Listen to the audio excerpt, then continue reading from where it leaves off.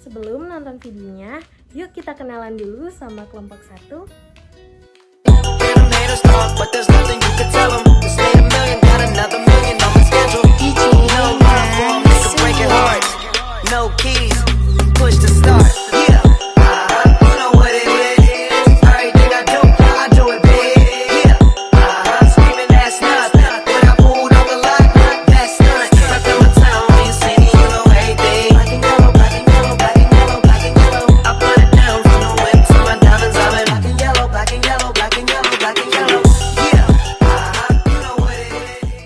Nah, gimana? Udah pada tahu kan nama-nama dari anggota kelompok 1?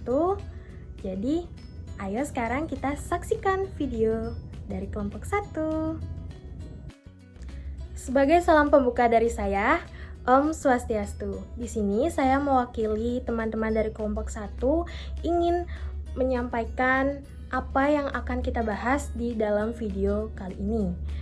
Jadi, di sini kita akan membahas materi tentang komunikasi seperti tujuan berkomunikasi dan manfaat berkomunikasi. Tugas ini juga dibuat untuk melengkapi proyek UAS dari mata kuliah perilaku organisasi. Nah, jadi apa sih itu komunikasi? Komunikasi atau tali marga adalah suatu proses ketika seseorang atau beberapa orang, kelompok dan organisasi dan masyarakat menciptakan dan menggunakan informasi agar terhubung dengan lingkungan dan orang lain. Komunikasi juga ada beberapa bentuknya, yaitu komunikasi verbal dan nonverbal. Komunikasi verbal. Komunikasi verbal adalah penyampaian pesan atau informasi yang menggunakan kata-kata baik lisan maupun tertulis. Jenis komunikasi ini melibatkan penggunaan bahasa baik dalam bentuk lisan maupun tertulis. Adapun contohnya biasanya seperti berpidato dan menulis surat. Dan untuk komunikasi nonverbal adalah jenis bentuk komunikasi yang tidak menggunakan kata-kata atau bahasa dalam penyampaian informasi. Contohnya itu seperti ekspresi wajah dan menggunakan bahasa isyarat. Baik, fungsi dari komunikasi yang pertama yaitu sebagai alat untuk mengendalikan sesuatu atau seseorang agar tidak bersikap keluar jalur. Nah, misalnya ketika seorang guru memperingatkan siswanya untuk berpakaian rapi dan memotong rambutnya agar tidak melanggar peraturan sekolah. Nah, contoh lainnya yaitu ketika seorang atasan menegur karyawannya untuk tidak terlalu sering bermain gadget saat jam bekerja atau absen karena bisa mengganggu pekerjaan karyawan lainnya. Oke, di sini saya akan melanjutkan materi sebelumnya yaitu tentang fungsi berkomunikasi. Di sini saya akan melanjutkannya yaitu tentang untuk memotivasi orang, yaitu komunikasi bukan hanya alat untuk mengatur atau mengendalikan seseorang, akan tetapi bisa juga menjadi cara untuk membantu seseorang yang sedang putus asa. Di saat-saat sulit ini bisa jadi kita menjadi orang yang bijak, memberikan kata-kata positif, atau bahkan hanya kalimat yang menunjukkan perhatian dan dukungan bisa membuat perbedaan besar. Hal-hal seperti ini bisa membantu orang yang sedang terpuruk untuk bangkit dan melihat situasi dari sudut pandang yang lebih positif. Jadi, komunikasi ini yang penuh dengan empati atau rasa kasih sayang kita dapat menjadi sarana untuk menyelamatkan dan memberi kekuatan kepada orang yang sedang membutuhkan. Yang ketiga yaitu media mengungkapkan perasaan sendiri. Komunikasi adalah cara yang sangat penting bagi kita untuk mengungkapkan perasaan kita supaya kita tidak perlu memendamnya secara sendirian.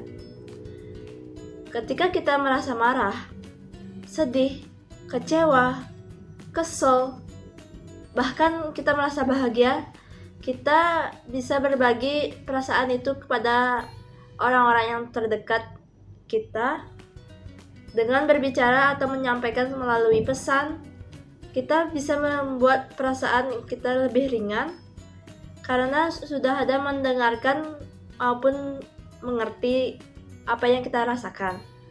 Begitu juga saat kita merasa putus asa atau kesal, komunikasi bisa membantu kita untuk melepaskan beban itu, tidak perlu menanggung semuanya sendirian. Karena dengan komunikasi, kita bisa mendengar, kita merasa didengar dan diberi dukungan. Jadi komunikasi menjadi alat untuk saling berbagi perasaan, sehingga kita tidak merasa kesepian dengan apa yang kita alami sendiri. Oke, contoh yang terakhir tentang mengungkapkan perasaan kita, yaitu ketika kamu berbicara dengan orang yang terdekat tentang perasaan kita, meskipun perasaan itu mungkin tidak langsung hilang, setidaknya kamu akan merasa lebih baik. Mengungkapkan apa yang kamu rasakan bisa membuat emosionalmu merasa lebih ringan. Meskipun masalah atau perasaan tersebut tetap ada, tapi dengan berbicara, kamu merasa didengar maupun dimengerti oleh orang lain tentang perasaan kita, yang membuatmu tidak merasa sendirian dengan perasaan itu. Jadi, meski tidak langsung menghapus perasaan buruk, berbicara bisa memberi rasa lega dan membantu kamu merasa lebih baik. Hai, di sini saya akan melanjutkan penjelasan dari rekan saya sebelumnya. Nah, berkomunikasi itu pastinya memiliki tujuan loh. Di sini saya akan menjelaskan mengenai tujuan berkomunikasi. Apa saja sih tujuan berkomunikasi? Yang pertama, tujuan berkomunikasi itu agar pesan yang disampaikan dapat dimengerti. Komunikasi adalah proses pemindahan pesan dari satu orang ke orang yang lain. Ketika kita berkomunikasi dengan orang lain, kita tentu berharap pesan yang kita sampaikan kepada mereka dapat dimengerti, sehingga tidak menimbulkan kesalahpahaman apapun. Untuk memastikan tidak ada kesalahpahaman, seorang komunikator atau orang yang menyampaikan pesan haruslah memiliki kemampuan komunikasi yang baik dan dapat menyampaikan pesan sejelas mungkin. Nah, tujuan berkomunikasi yang kedua itu agar diterima oleh orang atau lingkungan. Bukan hanya supaya dikenal oleh orang lain, komunikasi juga dilakukan agar kita bisa diterima oleh orang lain, baik itu keberadaannya maupun gagasan yang kita sampaikan. Nah, jadi gitu teman-teman. Gimana, kalian jadi udah pada tahu kan apa itu komunikasi, tujuan komunikasi, fungsi komunikasi. Aku harap dengan adanya video dari kelompok aku bisa memotivasi kalian semua untuk lebih aware tentang berkomunikasi di kehidupan kita. Untuk akhir kata, saya perwakilan dari kelompok 1 ingin mengucapkan terima kasih banyak karena kalian sudah menyempatkan waktu untuk menonton video kami. Dan sampai jumpa di video selanjutnya.